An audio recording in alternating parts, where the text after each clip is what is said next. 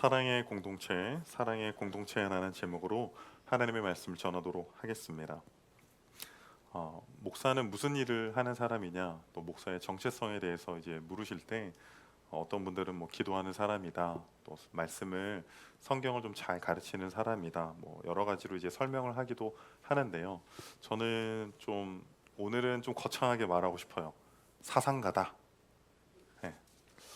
무슨 말이냐면 우리 성도님들에게 우리가 믿는 성경, 이 기독교의 사상을 잘 전달해서 어느 순간 여러분도 모르게 또 저도 모르게 그 사상에 스며들게 하는 사람이라는 거죠.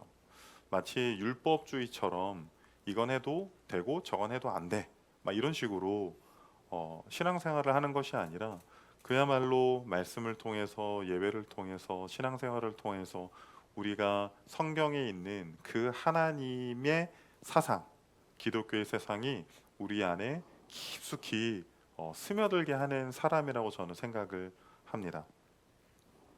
그런데 우리가 사는 세상은 우리가 추구하는 기독교 사상과 비슷해요? 아니면 좀 달라요? 우리는 포스트 모더니즘 시대를 살고 있습니다. 우리가 생각하는, 우리가 추구하는 이 기독교의 사상과 우리가 살고 있는 이 세상이 추구하는 사상과는 큰 괴리가 있어요. 그래서 우리가 기독교인으로 살기에 적합한 사회는 아닙니다. 그 안에 다툼도 있고 또 고통도 있고 당연히 깨어짐도 있을 겁니다. 그러면 먼저는 이제 좀 우리가 살고 있는 이 포스트 모더니즘 시대가 어떤 시대인지, 또 어떤 사조들이 계속적으로 흘러와서 지금의 시대에 이르기까지 됐는지 제가 좀 잠깐 설명을 드리도록 하겠습니다. 먼저는 계몽주의에 대해서 알아야 됩니다. 17, 18세기 때 유행했었던 이제 사조고 지금까지도 이제 우리들에게 영향을 주고 있는데요. 계몽주의가 태동하게 된 중요한 여러 사건 중에 이제 중요한 사건 중에 하나는요. 15세기의 인문학자이자 필사가였던 포조 블라치 올란이라고 하는 사람이 있습니다. 이 사람이요, 1417년에 독일의 한 수도원에서 책 한 권을 발견을 하게 되는데, 그 책은 로마 시대의 철학가가 쓴, 그 루크레티우스가 쓴 사물의 본성에 관하여라고 하는 책입니다. 이전까지만 하더라도요, 인간이 갖고 있는 어떤 이성이라든가, 그러니까 인간은 오류와 한계가 있기 때문에 신의 도움을 무조건 받아야 한다라고 사람들이 생각을 했는데요. 이 루크레티우스가 쓴 그 책에서는요, 이 모든 것들을 그냥 뒤집어 엎어버려요. 이 세상은요, 어떤 하나의 법칙에 의해서 돌아가고 있기 때문에 신을 믿을 필요가 없다라는 거예요. 신이 존재하지 않을 뿐만 아니라 신이 존재한다 하더라도 이 세상은 그냥 어떤 법칙에 의해서 돌아가고 있기 때문에 인간의 삶에 전혀 영향을 줄 수 없다라는 거예요. 그러면서 이 그 필사가였거든요. 그래서 이 사람이요, 이거를요 막 이렇게 필사를 해서요 유럽 전역에 뿌리는 것을 자신의 사명으로 여깁니다. 그러면서 이제 계몽주의가 막 발현이 되면서 사회가 어떻게 됐어요? 신중심적 사고에서 인간의 이성과 과학 중심적 사고로 이 시대가 완전히 변하게 됩니다. 그러면서 이제 18세기 후반에는요, 이성과 합리성을 강조하던 이 계몽주의에 대해서 반발하면서 낭만주의가 이제 발현이 되거든요. 그런데 낭만주의자들이 그렇다고 해서 인간의 이성에 대해서 무시하거나 이렇게 배제시키지 않았어요. 그런데 이 낭만주의자들은요, 인간을 움직이는 큰 동인이, 계몽주의자들은 이성이라고 생각했는데 이 낭만주의자들은 감성이라고 판단을 했어요. 그래서 계몽주의자들은요, 과학과 논리로 인간과 사회를 개선할 수 있다고 믿었지만 이 낭만주의자들은 이성이 아닌 감정, 상상력, 개인의 개성, 자연과의 조화를 더욱더 중요시 여기는 사조였습니다. 또 하나, 경험주의도 우리가 알아봐야 합니다. 경험주의. 대륙의 합리론은요, 인간이 태어날 때 본유관념이 있다라고 믿었어요. 그래서 하나님께서 인간을 창조하실 때 무엇이 선이고 무엇이 악인지 그 관념을 줬다라는 거예요. 그래서 배우지 않아도, 경험하지 않아도 그냥 태어나면서 무엇이 선이고 무엇이 악인지 각 사람에게 그 관념이 있다라고 믿었거든요. 그런데 이 경험주의자들은요, 이 경험론자들은 그렇게 이야기를 안 합니다. 여러분이 잘 아시는 경험주의 철학자 존 로크가 뭐라고 말했습니까? 타블라 라사, 인간은 백색 서판에 태어났다. 아무것도 없는 흰 도화지에 태어났다라는 거예요. 그래서 그가 생각하는 뭐 사상이든 무엇이든지 경험을 통해서 모든 지식이 들어온다라고 판단을 했어요. 이 사람들은요, 경험할 수 없는 지식은 불확실한 지식이라고 믿었습니다. 그러니까 어떻게 돼요? 신 경험할 수 있어요? 물론 우리 그렇게 믿지만 영혼, 사후세계 경험할 수 있습니까? 이런 것들을 천사 경험할 수가 없는 거예요. 그러니까 이러한 지식들은 불확실한 지식으로 생각을 했다라는 것이죠. 간주했다라는 것이죠. 그 그림 하나 좀 보여주시겠어요? 이제 포스트 모더니즘으로 가기 위해서는 두 가지 그림을 봐야 되는데, 먼저는 모더니즘 전 프리 모던을 이제 설명하는 그림이에요. 점 하나 딱 찍혀 있죠. 그냥 그 사물이, 그 법칙이 그 자리에 있는 것은 하나님이 그렇게 만드셨기 때문이야라고 신중심적 사고를 했습니다. 그런데 모더니즘을 설명하는 그림은 이렇게 돼요. 쭉 이렇게 뭔가 이렇게 화살표가 우측으로 이렇게 올라가죠. 발전하는 듯한 그 느낌이 있잖아요. 인간의 이성과 과학적 사고는 인간의 사회, 이 세상을 필연적으로 발전시킨다, 진화시킨다, 진보하게 한다, 그렇게 믿은 거예요. 그런데 그걸 믿고 사람들이 살아갔는데 그거를 완전히 파괴시키는 사건이 하나가 나타나요. 뭐 여러 사건이 있지만 그 중에 가장 큰 사건은요, 2차 세계대전이에요. 2차 세계대전. 아니 그렇게 인간이 이성적이라며, 이성과 과학 그 합리성을 믿으면 이 세상이 발전된다며, 사람들이 잘 먹고 잘 살게 된다며, 그 전에는 신이 인간을 구원했는데 이 계몽주의자들, 이성을 믿고 있는 사람들은 이성이 세상을 구원한다라고 믿었는데 어떻게 됐어요?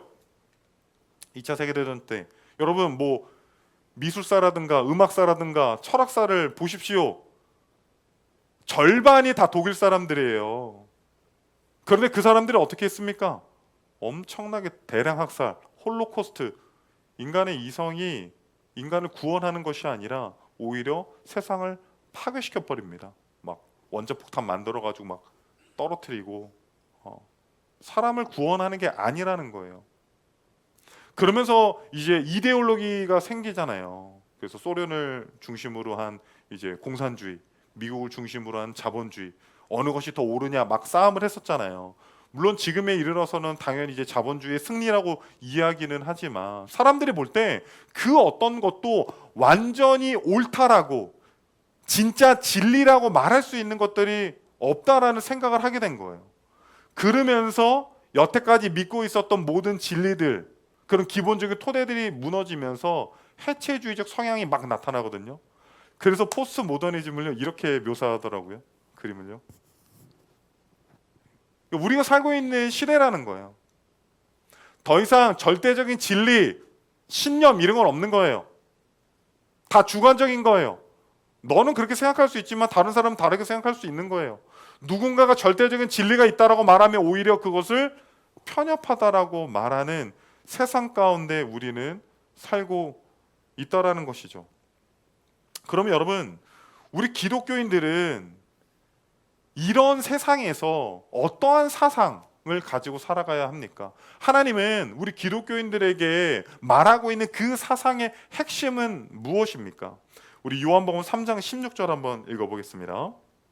하나님이 이 세상을 이처럼 사랑하사 독생자를 주셨으니 이는 그를 믿는 자마다 멸망하지 않고 영생을 얻게 하려 하심이라. 요한복음 3장 16절은 우리 복음의 축약일 뿐만 아니라 기독교의 핵심 사상을 나타낸다라고 저는 생각을 합니다. 예수 그리스도의 희생을 통해서 우리는 믿음으로 말미암아 영생을 얻게 되었습니다. 여러분 믿으십니까? 믿으십니까? 그런데 전제가 있어요. 그 전제는 무엇이냐면요, 하나님이 세상을, 저와 여러분을 이처럼 사랑하세요. 사랑하사.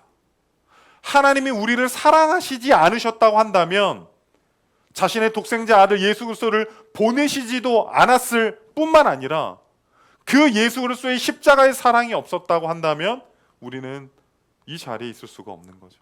사랑이 무엇인지도 몰랐을 것입니다. 기독교의 핵심 사상은요, 꼭 뭐 계몽주의, 뭐 낭만주의, 주의를 붙이잖아요. 우리도 굳이 주의를 붙이자고 한다면 사랑주의라고 말할 수 있습니다. 하나님께서는 이 세상을 창조하신 목적도, 이 세상에 하나의 법칙을 만드신 그 법칙도 저는 사랑이라고 생각을 합니다. 오늘 본문 말씀을 통해서 저 두 가지로 좀 설명을 하고 싶습니다. 첫 번째는요, 하나님의 창조의 목적은요, 사랑의 공동체를 만들기 위해서입니다. 우리 창세기 2장 20절에서 21절을 읽어보겠습니다. 아담이 모든 가축과 공중의 새와 들의 모든 짐승에게 이름을 주니라. 아담이 돕는 배필이 없으므로 여호와 하나님이 아담을 깊이 잠들게 하시니 잠들매 그가 그 갈빗대 하나를 취하고 살로 대신 채우시고. 하나님께서 이 세상을 뭘로 만드셨죠? 말씀으로 창조하셨습니다. 그리고 이제 첫 번째 사람인 아담을 만드실 때 주 재료가 뭐였어요? 흙이 흙, 그 코에 생기를 불어 넣으셔서 생명이 되게 하기도 하셨지만 흙이 기본 재료였어요. 그런데 두 번째 사람인 하와의 주된 재료는 뭐예요? 갈비뼈, 그렇죠? 그래서 남자는 까마고 여자는 하얗고 뭐 이렇게 그 우스갯소리로 이야기도 하기는 하는데, 여러분 주 재료가 흙이 더 좋은 것 같아요? 갈비뼈가 더 좋은 것 같아요? 갈비뼈가 더 좋죠. 네, 훨씬 좋죠. 그런데 왜 굳이 다른 뼈가 아닌 갈비뼈일까요? 복숭아뼈가 아닌 뭐 엉치뼈도 아니고 어깨뼈도 아니고 왜 갈비뼈일까요? 하나님은 무언가를 좀 메시지를 좀 전하고 싶었겠죠. 뭐 여러 뭐 해석들이 있지만 저는 그렇게 생각해요. 갈비뼈가 뭘 보호하죠? 기본적으로 심장.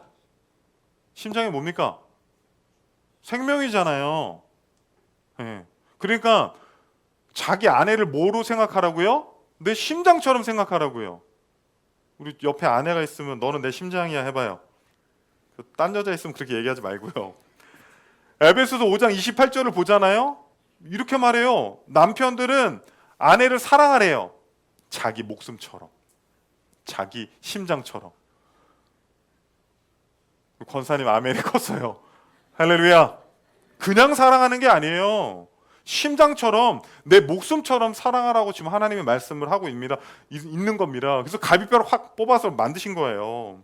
그러니까 아담이 그 두 번째 사람인 하와를 보고 어떻게 말합니까? 우리 창세기 2장 23절입니다. 아담이 이르되 이는 내 뼈 중에 뼈요 살 중에 살이라. 이것을 남자에게서 취하였은즉 여자라 부르리라 하니라. 그러니까 무엇 중에 무엇은요, 히브리어에서 관용어구예요. 관용어구. 무엇 중에 무엇. The first, the best, the choice라는 뜻이 있어요. 그러니까 가장 중요한 것을 뜻할 때, 가장 좋은 것을 말할 때, 가장 특별한 것을 말할 때 무엇 중에 무엇이라고 표현을 한다라는 거예요. 그러니까 이 남편이 아내에 대해서 최고의 사랑 고백을 한 거예요. 내 뼈 중에 뼈요, 내 살 중에 살이라. 당신은 나의 최고의 것입니다. 당신은 나에게 가장 특별한 존재입니다. 당신은 나에게 가장 좋은 사람입니다. 할렐루야. 남편들 좀 크게 아멘 좀 해봐요. 한 명만 아멘 하고 있어. 집에 가서 혼날라. 만약에 인간이 타락하지 않았잖아요. 이것은 단순히 남녀 관계만을 뜻하는 것은 아니었어요.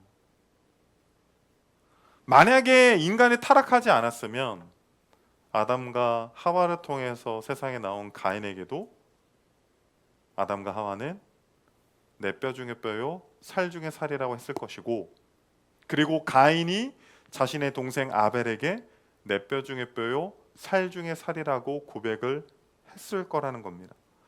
이 사랑의 고백, 이 사랑의 공동체를 만드시는 것이 하나님의 본질이었어요. 창조의 목적이었습니다.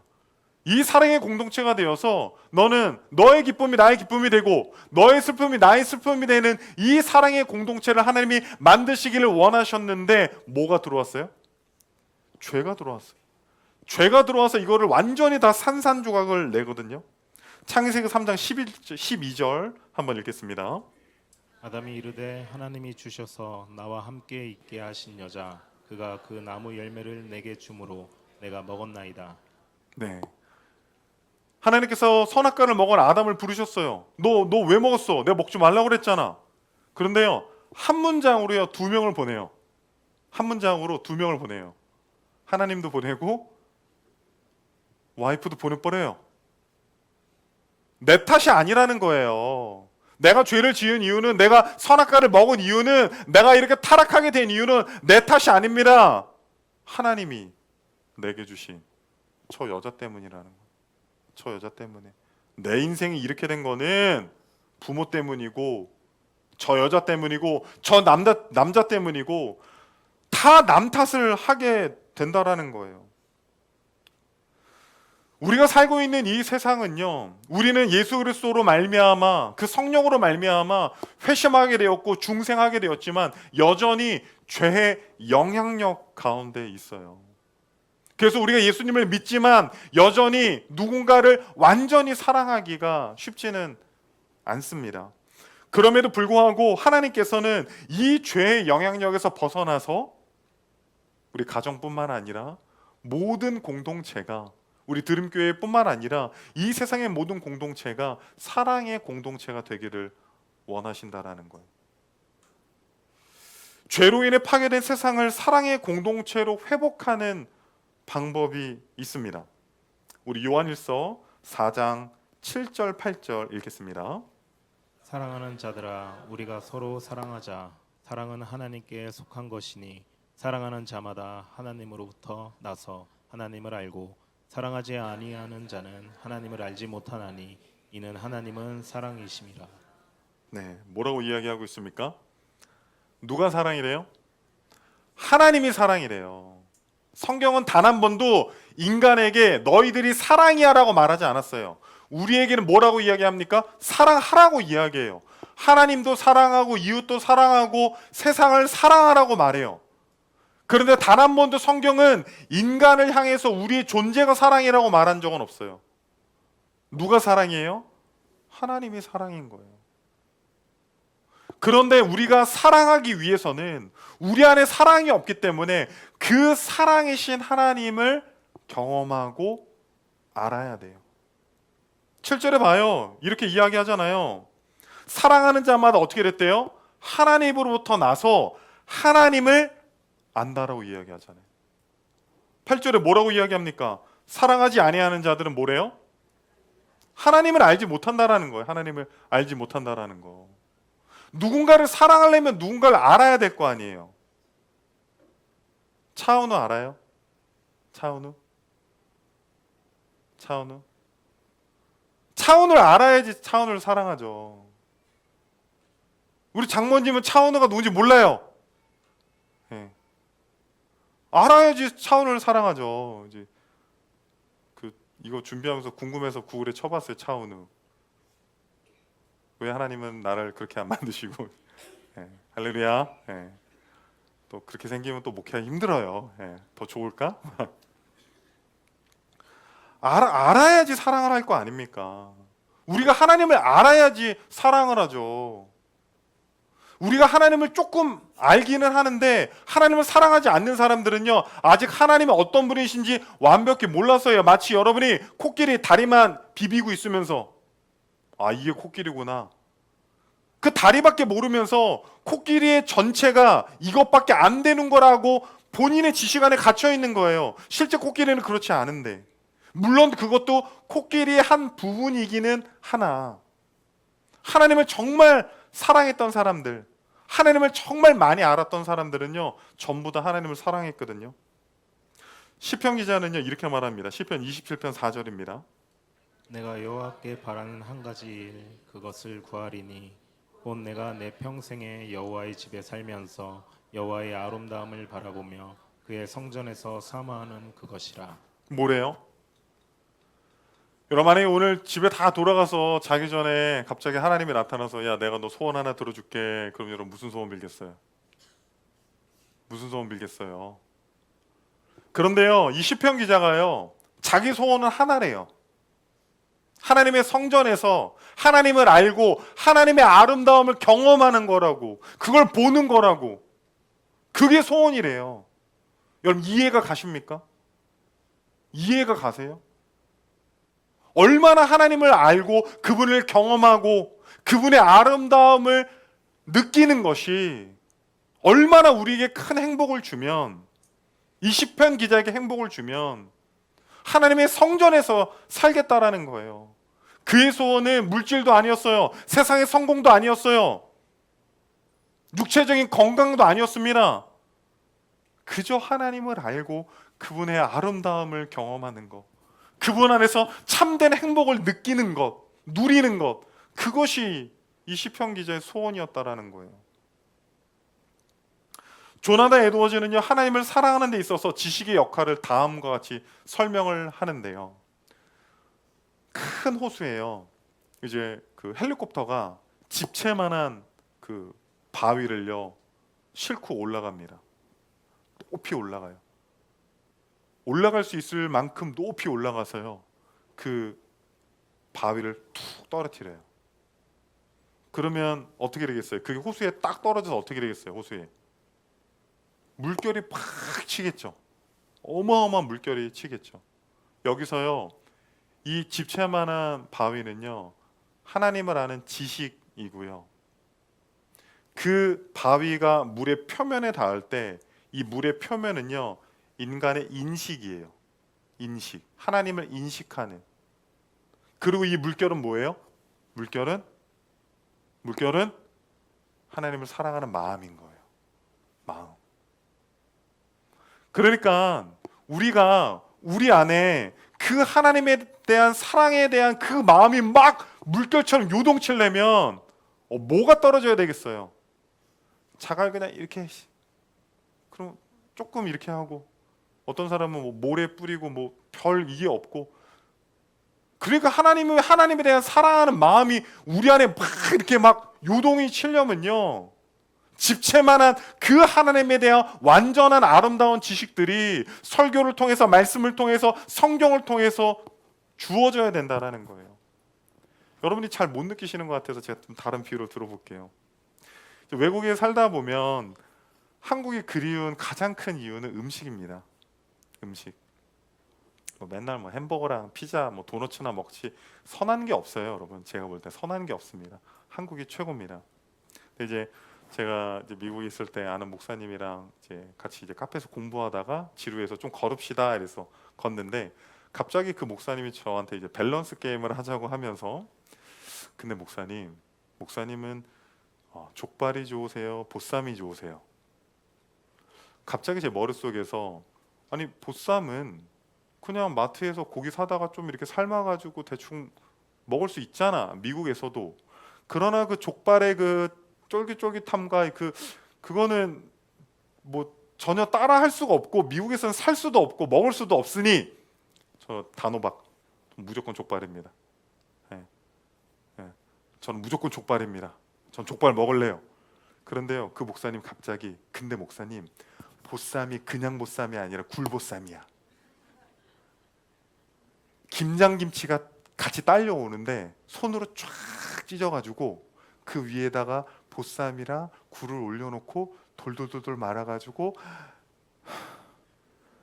그 순간요 바로 개종했어요. 보쌈으로 바로 개종했어요. 저 보쌈이요. 저 보쌈 먹을래요. 처음에는 무조건 족발이었단 말이에요. 보쌈 뭐 그냥 물에 빠진 고기 아니야라고 생각했는데 점점 보쌈에 대한 지식이 들어오는 거예요. 그냥 보쌈이래, 굴보쌈이래, 싱싱한 굴보쌈이래, 거기에 김장김치까지 쫙 딸려와. 와, 오늘 점심으로 보쌈 먹으면 안 돼요 우리? 하나님에 대한 지식이 이렇다라는 거. 하나님에 대한 지식이, 우리가 하나님을 더 열렬히 사랑하지 못하는 가장 큰 이유 중에 하나는요, 하나님을 안다고는 하지만 그 하나님을 아는 지식이 너무 그냥 얕은 수준에 있기 때문입니다. 요한일서 4장 9절에서 10절을 한번 보겠습니다. 하나님의 사랑이 우리에게 이렇게 나타난 바 되었으니 하나님이 자기의 독생자를 세상에 보내심은 그로 말미암아 우리를 살리려 하심이라. 사랑은 여기 있으니 우리가 하나님을 사랑한 것이 아니요 하나님이 우리를 사랑하사 우리 죄를 속하기 위하여 화목제물로 그 아들을 보내셨음이라. 하나님의 사랑은 모든 성경에 다 이렇게 눈처럼 내려 있지만 그 눈이 가장 많이 쌓인 것은 구속사입니다. 특별히 예수 그리스도의 십자가를 통하여서 하나님은 자신의 사랑을 우리에게 보여주고 있다라는 거예요. 특별히 하나님의 사랑은요, 우리가 먼저 하나님을 사랑한 게 아니라요, 하나님이 우리를 먼저 사랑하셨어요. 우리가 선악과 먹지 말라는데 먹었잖아요. 죄인이 되었잖아요. 죽을 수밖에 없는 존재가 되었잖아요. 하나님과 원수지간이 됐다라는 거예요. 여러분, 우리 그리스도인들은요, 좀 세상 사람들과 다르게요, 누군가가 나에게 해를 가했다 하더라도 그 사람이 용서를 구하면, 그래, 내가 통 크게 그리스도의 사랑으로 용서해야지, 이 정도까지는 다 할 수 있어요. 그렇죠? 그런데 그 사람이 나에 대해서 잘못했음에도 불구하고 용서를 구하지도 않아요. 그리고 뒤에서 오히려 구설수를 막 유언비어를 퍼뜨리고 다닙니다. 그런데도 그 사람 사랑할 수 있어요? 그런데도 그 사람 용서할 수 있어요? 쉽지 않다라는 거죠. 사실 어렵죠. 그런데 하나님이 우리에게 그 사랑을 보여주셨다라는 거예요. 우리가 죄인임에도 불구하고, 우리가 여전히 하나님과 적대적인 관계였음에도 불구하고, 우리가 무릎 꿇고 기도하고 회개해서 하나님이 우리를 용서해 주신 것이 아니라, 예수를 보내주신 것이 아니라, 우리는 여전히 하나님을 거부하고, 우리는 여전히 하나님에 대해서 모른다 하며 적대적인 마음을 품고 있었음에도 불구하고, 그분은 자신의 독생자 예수 그리스도를 화목제물로 십자가의 어린 양을 우리에게 보여주셔서 그분의 피로 말미암아 자신이 우리를 얼마나 사랑하시는지 그 사랑을 보여주셨다라는 거예요. 제자들도 마찬가지고, 이제 베드로가 예수님이 로마 군병에게 잡혀가자 예수님 버리고 도망가고 좀 쫓아가다가 자신이 위험에 처하자 부인하잖아요. 나중에 저주까지도 하잖아요. 그런데 부활하신 예수 그리스도께서 제자들을 만나러 가셔서 그 베드로 앞에서 여러 마디 하지 않으셨어요. 단 한 마디, 단 하나의 질문. 네가 나를 사랑하느냐? 네가 나를 사랑하느냐? 그 단 하나의 질문을 하셨다라는 거예요. 그런데 세상은요, 우리가 생각하는, 우리가 믿는 그 사랑이 자꾸 없다고 이야기하는 것 같아요. 과학자들에 의하면요, 특별히 신경과학적 관점에서는요, 여러분, 사랑은요, 뇌에서 일어나는 화학작용이에요. 뇌에서 일어나는 화학작용. 이성을 딱 만났을 때요, 뇌에서요, 도파민이라든가 옥시토신, 바소프레신과 같은 호르몬과 신경 전달 물질이 막 만들어져요. 그래서 기뻐하고 막 행복하고 막 사랑하는 것 같아. 그런데 유통기한이 있어요. 3년. 3년이 지나면 이게 그냥 끊긴다는 거예요. 끊긴다는 거. 진화생물학적 관점에서는요, 사랑은요, 생존과 번식을 돕기 위한 감정이라는 거예요. 그러니까 내가 진짜 이 사람을 사랑하는 게 아니라요, 나의 유전자를 후대에 남기기 위해서 그 감정에 이용된다라는 식으로 이야기를 한다라는 거죠. 이 세상은요, 사랑도 없고 진리도 없는 것처럼 점점 목소리를 높여옵니다. 그런데 뭐라고 이야기합니까? 사랑은 여기 있다고 하잖아요. 요한일서 4장 10절에 사랑은 여기 있다라고 말하잖아요. 하나님은 우리에게 계속 말씀하시는 거예요. 이 세상의 사조는요, 이 세상의 세계관은요, 사랑 그런 거 없다는 거예요. 사랑 없다. 부모의 사랑이든 친구 간의 우정이든 연인과의 사랑이든 사랑 같은 거 없다라는 거예요. 그런데 하나님은 사랑이 있다. 사랑이 여기 있다. 내가 너를 사랑한다. 내가 너를 사랑해서 나의 독생자 하나밖에 없는 그 아들 예수 그리스도를 보내서 그 십자가의 죽음으로 내가 너를 살리지 않았느냐. 그 사랑을 우리에게 보여주셨습니다. 그런데 저는 그 하나님의 사랑이 우리에게 가득 부어지기 위해서 지식 예찬론자는 아니에요. 물론 지식이 없이는 안 됩니다. 그래서 말씀도 많이 들어야 되고요, 읽어야 되고요, 막 성경 공부도 해야 돼요. 그런데 이 모든 것들 가운데 정말 중요한 게 있습니다. 그게 뭐냐면요, 로마서 5장 5절입니다. 읽겠습니다. 소망이 우리를 부끄럽게 하지 아니함은 우리에게 주신 성령으로 말미암아 하나님의 사랑이 우리 마음에 부은 바 됨이니. 우리에게 주신 성령으로 말미암아 하나님의 사랑이요 우리의 마음에 부어진다라는 거예요.